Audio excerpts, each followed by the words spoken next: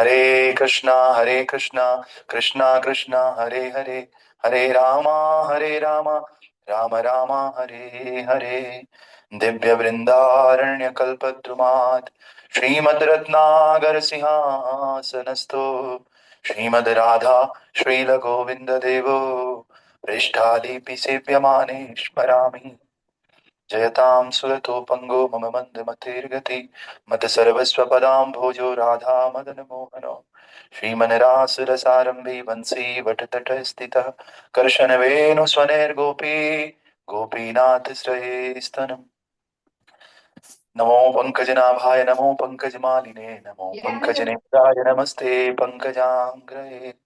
ग्रंथराज श्रीमद्भागवत महापुराण की श्रील प्रभुपाद गुरु महाराज की जय। अनंत कोटि वैष्णव वृंद की जय। रामाचार्य श्री हरिदास ठाकुर की जय। निताय गौर हरि हरि प्रेमानंदे हरि हरि बोल। श्रीमद् भागवत महापुराण दूसरा स्कंद अध्याय संख्या 9 श्लोक संख्या 36। एतावदेव जिज्ञास्यं तत्व जिज्ञासुनात्मनः अन्वय अतिरेकाभ्यां यत्स्यात् सर्वत्र सर्वदा। एतावदेव जिज्ञास्यं तत्व जिज्ञासुनात्मनः अन्वय अन्वय व्यतिरेकाभ्यां यत्स्यात् सर्वत्र सर्वदा। हरे कृष्ण। हरे तो कृष्ण जी, दंडनाथ प्रभु जी। एतावदेव जिज्ञासं तत्त्वजिज्ञासु आत्मना अन्वययत्रिये काव्यं यतः सयात सर्वत्र सर्वदा।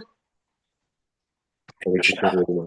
हरे कृष्ण प्रेम प्रणव। एतावेव जिज्ञातं तत्त्वजिज्ञासु आत्मनः अन्नभयव्यक्तिरेकाभ्यां यत्स यत्सर्वत्र सर्वदा। बहुत। तो इसका अर्थ इस प्रकार से था, जो व्यक्ति परम सत्य रूप भगवान की खोज में लगा है उसे चाहिए कि वो समस्त परिस्थितियों में सर्वत्र और सर्वदा प्रत्यक्ष और अप्रत्यक्ष रूप से इसकी खोज करे। तात्पर्य वाय अर्चनीय वंदनीय प्रातः स्मरणीय जगत गुरु शील प्रभुपाद जी द्वारा शील प्रभुपाद की जय। तो कल हमने देखा था कि कोई कितना भी बड़ा समाज में पद प्राप्त करता है या बड़ा रिसर्च करता है, आईआईटी का एग्जाम निकालता है, ये सारा बेकार है जब तक भक्ति योग उसके जीवन में नहीं है ना। और भागवतम का एक श्लोक हमने पढ़ा था, फिर दूसरा भी श्लोक प्रभुपाद जी ने कोट किया था भागवतम से।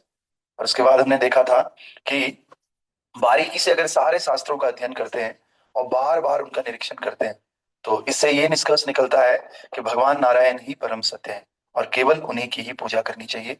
ये लिंग पुराण में, पद्म पुराण में और स्कंद पुराण में, इन तीनों पुराणों में इस तरह का वर्णन है। और फिर अप्रत्यक्ष रूप से गरुड़ पुराण में भी ऐसा ही कुछ वर्णन था। और भागवतम में भी हमने कहा था कि जो भगवान के प्रति जिनकी अटल भक्ति होती है उनमें देवताओं के जैसे गुण पाए जाते हैं। लेकिन जो बिना भगवान के इस भौतिक संसार में भटकता रहता है ना, वो केवल कल्पना करता है और नासवान रहता है संसार में, बस वो भटकता रहेगा, है ना। इसके आगे श्रीमद् भागवतम में एक और श्लोक प्रभुपाद जी बता रहे हैं, शब्द ब्रह्मणि निष्णातो न निष्णायात परे यदि श्रमस्तस्य श्रम फलो हिधेनुमिव रक्षतः।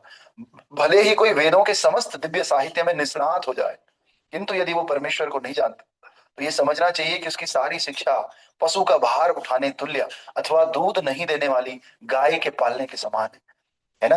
तो ये कल भी हमने थोड़ा थोड़ा देखा था कि कोई सारे शास्त्र भी अगर जानता हो, बहुत इंटेलिजेंट हो, बहुत इंटेलेक्चुअल हो, पैसों वाला हो, लेकिन अगर भगवान को नहीं जानता है तो उसकी सारी शिक्षा किसके समान है? जैसे हमारे पास गाय तो है लेकिन वो गाय दूध ही नहीं देती, क्या करना है उसका, है ना। हमारे पास कोई पशु है जो कि भार उठाता है, उस भार उठाने वाले पशु के समान है, बस उसका नॉलेज किसी काम का है ही नहीं, उसने बस शास्त्रों का बोझ उठाया उसने भगवान को तो जान नहीं पाया।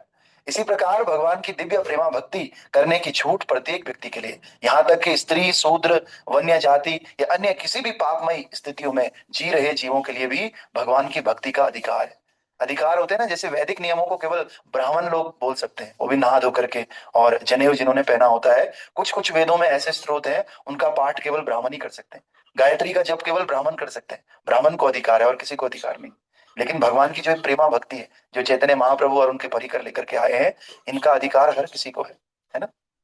और यहाँ तक कि स्त्री को भी, स्त्री को पहले पूजा पाठ करने नहीं दिया जाता था, स्त्री को, शूद्र को, वन्य जातियों को, किसी भी जाति का है, कोई भी है, कुछ भी है। आपने देखा प्रभुपाद जी के मिशन में अफ्रीका, साउथ अफ्रीका, उधर के लोग जिनका जात भी पता नहीं है, क्या जात होगी पता नहीं, वो लोग भी बड़े बड़े महाराज बने हुए हैं, गृहस्थ भी हैं, तो बहुत अच्छे गृहस्थ है, प्रभुपाद जी के मिशन में काम कर रहे हैं, है ना, सेवा कर रहे हैं।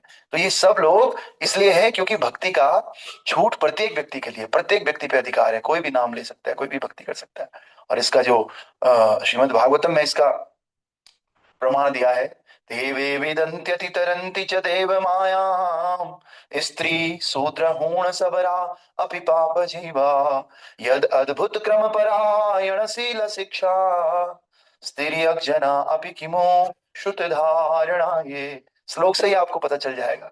लिखा हुआ है स्त्री शूद्र हूण सबरा अपि पाप जीवा। सबरा मतलब सबर जाति के लोग, जिन जाति में सबरी मैया थी, है ना, बहुत नीच जाति मानी जाती है। कह रहे हैं इस हर तरह के यद अद्भुत क्रम परायण शील शिक्षा, यदि भगवान की प्रेममय दिव्य सेवा में प्रमाणिक गुरु द्वारा निम्नतर स्तर के मनुष्यों को भी शिक्षा मिले, तो भी वे भक्ति के उच्चतर पद तक ऊपर उठ सकते हैं।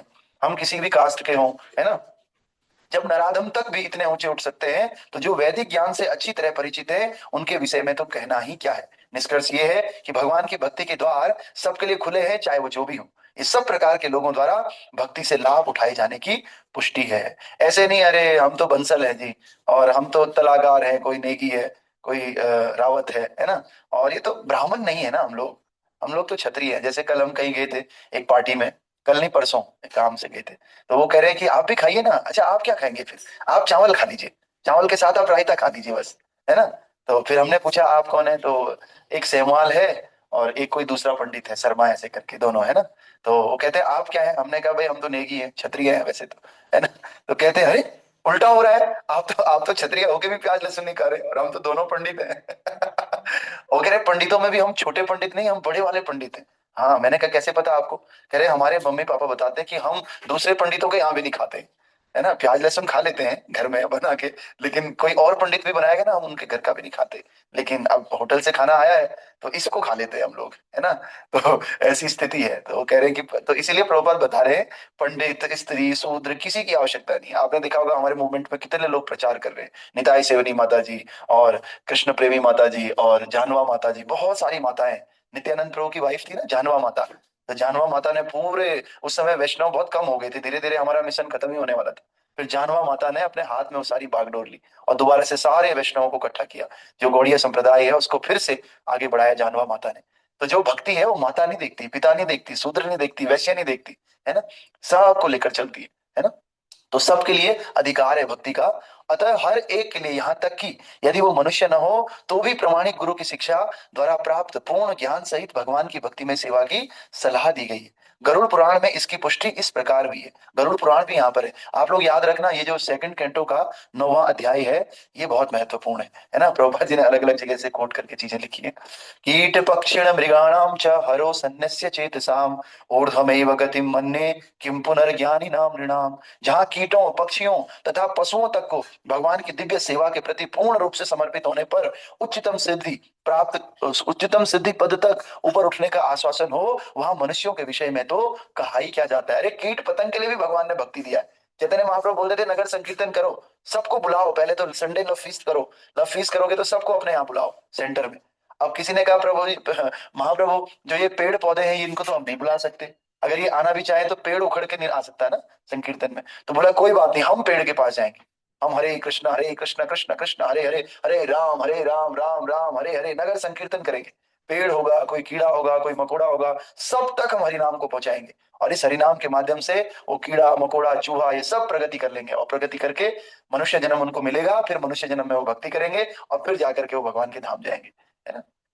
तो इसी प्रकार अतः भगवान को भक्तिमय सेवा करने के लिए समुचित योग्य पात्रों के ढूंढे जाने की आवश्यकता नहीं होती है। चाहे वो शिष्ट हो, अशिष्ट हो, अशिक्षित हो, विद्वान हो, अल्पज्ञ हो, आसक्त हो, कैसे भी हो, या फिर कामी हो, भक्ति करने में सक्षम हो या सक्षम ना भी हो, सभी लोग उचित पथ प्रदर्शन में भक्तिमय सेवा संपन्न करते हुए परम पद को प्राप्त कर सकते हैं। इसकी पुष्टि श्रीमद् भगवत गीता में भी इस प्रकार से हुई है। तो चाहे कोई बहुत बड़ा हो, जैसे अभी बसंत पंचमी आ रही है, बसंत पंचमी के दिन श्रील रघुनाथ दास गोस्वामी का प्राकट्य होता है। रघुनाथ दास गोस्वामी पूरे बड़े राजा के बेटे थे। आप समझिए 20 लाख स्वर्ण मुद्राएं इकट्ठी होती थी और उसमें से वो 12 लाख रुपए राजा को देते थे और 8 लाख, कहीं 12 लिखा हुआ है कहीं 15, है ना, तो 5 लाख स्वर्ण मुद्राएं हर महीने जिनके पास होती हैं, 5 लाख सोने की मुद्राएं, सोचो कितने अमीर होंगे वो। और है ना, गोवर्धन दास उनके पिताजी का नाम था, है ना। क्या होता था पहले, एक्चुअली एक सेंट्रल गवर्नमेंट होती थी अंग्रेजों की या उस समय नवाब की, तो वो क्या करते थे, कुछ एरिया को, भाई ये तुम देखो, क्योंकि हमारी जगह नहीं देख सकते, तुम यहाँ के राजा हो, तो ऐसे ही उनको बना दिया था। इतने बड़े, सोचो पूरे ब्रह्मांड का जो संसार का ऐश्वर्य है, सबसे ऐश्वर्यशाली व्यक्ति और उनका बेटा, सुंदर पत्नी, सब कुछ छोड़ करके वो चैतन्य महाप्रभु के लिए दिन भर रोते रहते थे, दिन भर चैतन्य महाप्रभु के लिए प्रयास करते थे कि कैसे भी करके मैं जाऊं यहाँ से, है ना। तो एक दिन उनकी मम्मी बोलती है, माता जी, गोवर्धन दास की वाइफ, कि भैया ये हमारा बेटा है, हमसे चले जाएगा, यहाँ से चले जाएगा, आप इसको मोटी मोटी जंजीरों से बांध दो, बंधा रहेगा तो कम से कम हम इसको खाना देंगे, इसका दर्शन करते रहेंगे, है ना, इसको प्रेम कर पाएंगे बंधे बंधे में, है ना। तो फिर उनके पिताजी गोवर्धन जी बहुत अच्छी बात बोलते हैं। गोवर्धन जी बोलते हैं, अरे पूरे संसार का इतना बड़ा वैभव, सारे लोग इस वैभव के पीछे पागल है, पैसों के पीछे, इतना वैभव इसके पास है, और इतनी अप्सरा जैसे सुंदर पत्नी है, ये दोनों चीजें जब इसको नहीं बांध पाए, तो तुम्हारी जो मोटी मोटी जंजीरें हैं, ये कब तक इसको बांध पाएंगी, है ना। तो इसीलिए, क्योंकि इसका मन तो पूरी तरह कृष्ण में है, चैतन्य महाप्रभु में, गौर में है ना, और इसीलिए जो है इसको बांधने की आवश्यकता नहीं, इसको जाने दो।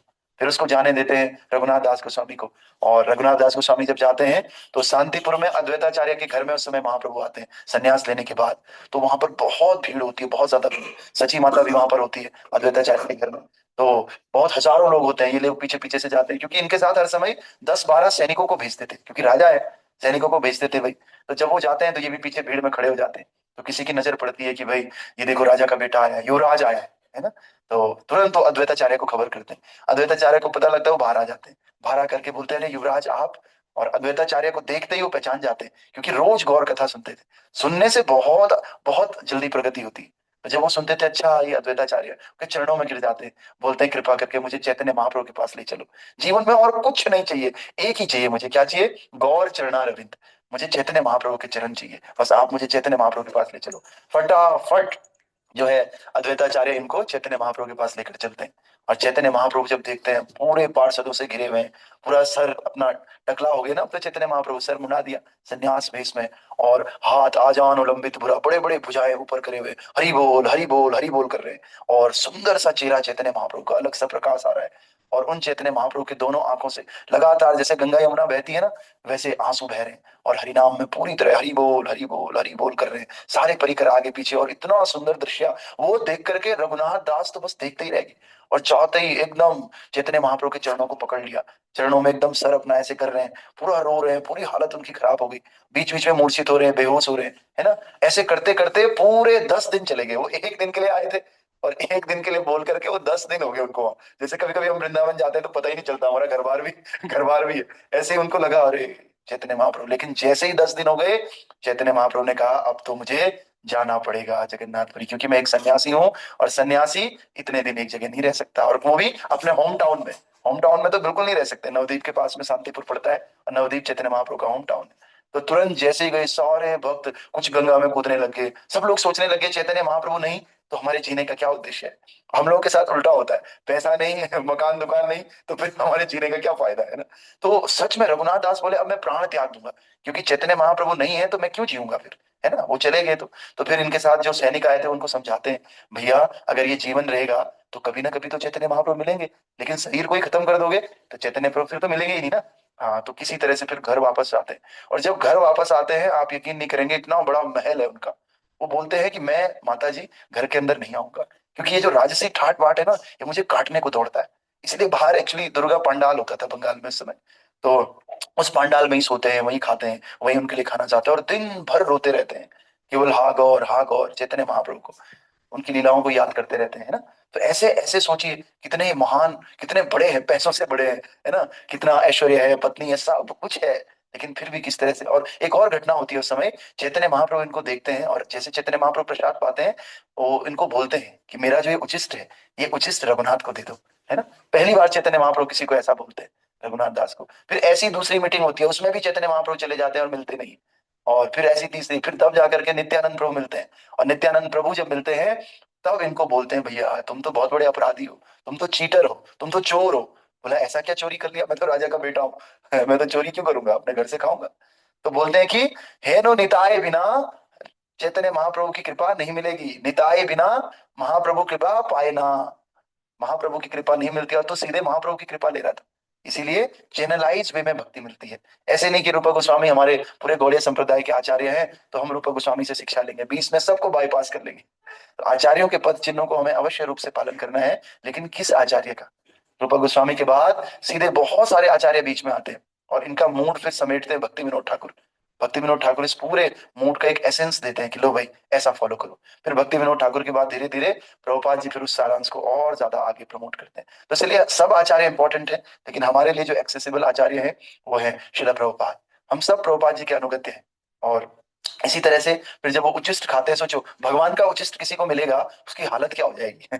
उसे कुछ और दिखता ही नहीं था, एक ही जीवन का उद्देश्य है कृष्ण प्रेम प्राप्ति करना। हम तो बोलते हैं अंदर से कुछ फील हो नहीं रहा है, लेकिन वो क्या था? जीवन का उद्देश्य है गौर प्रेम प्राप्त करना, केवल चैतन्य महाप्रभु का प्रेम प्राप्त करना। बहुत सारी शिक्षा देते हैं वहां पर चैतन्य महाप्रभु उनको। जब वो जा ही रहे ना तो अब बोला कि अब तो मैं सेकंड टाइम, अब तो मैं मर जाऊंगा लेकिन मैं घर नहीं जाऊंगा, चैतन्य महाप्रभु के पीछे पीछे जाऊंगा। पकड़ रहे पैर, कुछ बोल भी नहीं पा रहे। एक्चुअली जब ऐसी स्थिति होती है ना तो उस समय कुछ व्यक्ति बोल नहीं पाता है, जो अष्ट सात्विक विकार आते हैं। तो फिर और सबने कहा, अद्वैताचार्य ने कहा कि प्रभु आप, ये आपसे बहुत प्रेम करता है, अगर आप चले गए तो ये जी नहीं पाएगा, फिर ये रो रो के अपने प्राण त्याग देगा ही, है ना। तो फिर चैतन्य महाप्रभु बहुत सुंदर बात बोलते हैं कि जो मरकट वैराग्य है उसको मत पालो, उससे अच्छा क्या करो? लोक व्यवहार, बाहिरे लोक व्यवहार करे, अंतर करे चिंतन। बाहर से लोक व्यवहार करो, अच्छे से सबको रमा रमी करो, अपना काम धंधा करो, लेकिन अंदर ही अंदर हरि का चिंतन करते रहो। और जब ऐसी शिक्षा उनको प्राप्त हुई वो घर चले गए। घर जैसे गए तो सबने सोचा इस बार तो पता नहीं कैसे बन के आएगा। पहले तो बाहर पंडाल में रह रहे थे। सबसे बड़ी बात क्या हुई? बोला मम्मी मैं घर आ रहा हूँ। अब अंदर चले गए। सबसे पहले अपने पिताजी को दंडवत किया, माता जी के पैर छुए और अंदर जाके घर के अंदर बोला अंदर रहूंगा, मेरा रूम किधर है ना। फिर बोला पिताजी वो जो उधर वाला टैक्स है मैं कुछ उसमें करना चाहता हूँ। बोला अरे ये क्या हो गया? हम तो सोच रहे थे बेटा गया हाथ से, ये तो वापस आकर के घर में भी घुस गया। अब कह रहा मैं। और प्रभुनाथ क्या करते? सब सैनिकों की मीटिंग लेते है ना, जो कहाँ कहाँ की कितना टैक्स कलेक्ट हो रहा है, अभी फलानी जगह क्या हो रहा है, सब करते बाहर से, लेकिन अंदर ही अंदर उनका उद्देश्य क्या था? कृष्ण प्रेम प्राप्ति करना। फिर क्या होता? सुबह वो, क्योंकि दीक्षा उनका हो गया था, तो सुबह जब वो जप करते थे वो ये नहीं बोलते थे कि मुझे कृष्ण प्राप्ति करनी है पापा मैं इसलिए जप कर रहा हूँ। वो बोलते थे पिताजी एक्चुअली हमारा जो ये कारोबार है ना, मैं इसके भले के लिए कि भाई ये ऐसा ही रहे, ये दिन दुगनी चार चौगुनी और प्रगति करे, इसके लिए मैं अनुष्ठान करता हूँ रोज सुबह। पिताजी और खुश हो जाते थे। अच्छा, ओहो ये तो पूरा बदल गया, जैसा हम चाहते थे बच्चा तो वैसा ही निकल गया। खुश हो गए पिताजी। हाँ, तो इस तरह से करते करते करते करते उन्होंने, ऐसे ही हम लोगों को भी करना होता है। बहुत चतुराई से, बहुत चतुर बनना होता है। बाहर से पूरा लोक व्यवहार करना होता है, पता ही नहीं चलना चाहिए कभी कभी ये भक्त भी, है ना। और अंदर ही अंदर हरे कृष्ण कृष्ण कृष्ण हरे हरे, हरे राम राम राम हरे हरे, ये अंतर मन में चलना चाहिए, है ना। तो इसको बोलते हैं भक्ति, है ना। तो ऐसा उन्होंने सिद्धांत दिया चैतन्य महाप्रभु ने, हमको भी इस सिद्धांत को पालन करना चाहिए। और इसकी पुष्टि भगवत गीता में भी हुई है कि कोई भी, हमने कहा से ये टॉपिक निकाला कि कोई भी, चाहे वो अमीर हो, चाहे वो गरीब हो, चाहे शूद्र हो, चाहे स्त्री हो, हर कोई भक्ति को कर सकता है और भक्ति के सबसे बड़े पद को भी स्वीकार कर सकता है। हम ऐसा नहीं कह सकते ठीक है भक्ति कर लेगा पर नहीं, सबसे ऊपर नहीं पहुंचेगा। रघुनाथ दास गोस्वामी सबसे ऊपर है, जानवा माता स्त्री है सबसे ऊपर है ना। तो इसलिए कोई भी किसी भी स्थिति पे रहकर भी भगवान के उच्च पद तक पहुंच सकता है, इसमें कोई संशय नहीं। और ये भगवत गीता में भी कहा है, अपिचेदसु सुदुराचारो भजते माम अनन्य भाग साधुरेव समन्तव्य सम्यक व्यवसितो हि सो माहि पार्थ व्यपाश्रित्य ये पिस्यु पापयोनियो स्त्रियो वैश्यास तथा शूद्रो ते अपि यान्ति पराम गति। भगवत गीता में भगवान ने कहा स्त्री, वैश्य, शूद्र ये सब परम गति को प्राप्त हो सकते हैं, है ना। तो आप सबका बहुत बहुत धन्यवाद। अभी भी प्रभुपाद जी का ये तात्पर्य नहीं समाप्त हुआ, अभी हम फटाफट में मंगला आरती करेंगे और मंगला आरती करके अभी दो तीन पेज और है ना। तो इस तात्पर्य को कल भी हम कंटिन्यू करेंगे, है ना। अभी मंगला आरती करेंगे और आगे बढ़ करके फिर सब लोग अपने कामों में जाएंगे।